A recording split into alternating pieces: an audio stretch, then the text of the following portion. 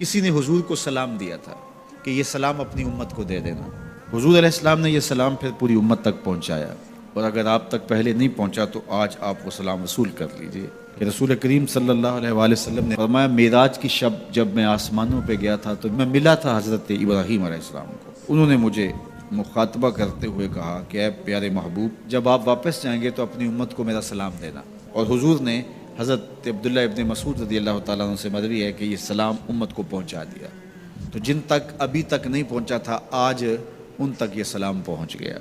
تمہیں مبارک ہو، تمہیں حضرت ابراہیم نے سلام بھیجا ہے، اور سلام بھیجا بھی حضور کے ہاتھوں ہے. اللہ اکبر، کتنے خوش نصیب ہو تم کہ تمہیں حضرت ابراہیم سلام بھیجے اور سلام لے کر آنے والے حضور ہوں. یہ میرا اور آپ کا مقدر کہ ہم حضور کے امتی ہیں، ہمیں نبیوں کے سلام آ رہے ہیں.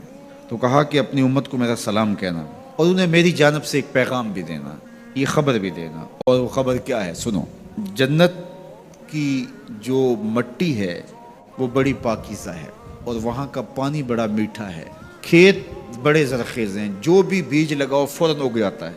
تو جو زرخیز زمین ہوتی ہے تو پھر کسان چاہتا ہے کہ اس میں کچھ ڈال لے. وہ بیج ڈالو گے تو جلدی اگے گا.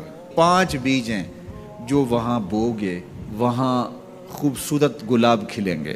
وہاں تمہارا اپنا باغ ہوگا، اس میں سبحان اللہ کے کچھ بیج ڈال دو، کچھ الحمدللہ کے بیج ڈال دو، کچھ لا الہ الا اللہ کے بیج ڈال دو، کچھ اللہ اکبر کے بیج ڈال دو، کچھ لا حول ولا قوت الا باللہ کے بیج ڈال دو.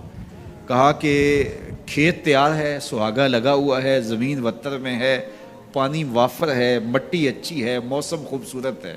انہیں جا کے میرا سلام دینا، انہیں کہنا کہ بس بیج ڈال لو، اور یہ بیج تمہارے پاس موجود ہے. اور اب بھی اگر کوئی بیج نہ ڈالے تو کہا کہ یہ 5 بیج تمہارے پاس رکھے ہوئے ہیں، اور یہ بیج ہمیں ہمارے حضور نے دیے ہیں.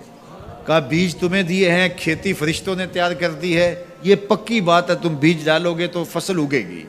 اور وہاں ہوائیں چل رہی ہیں کستوری کی مہک سے، مشک بار ہوائیں.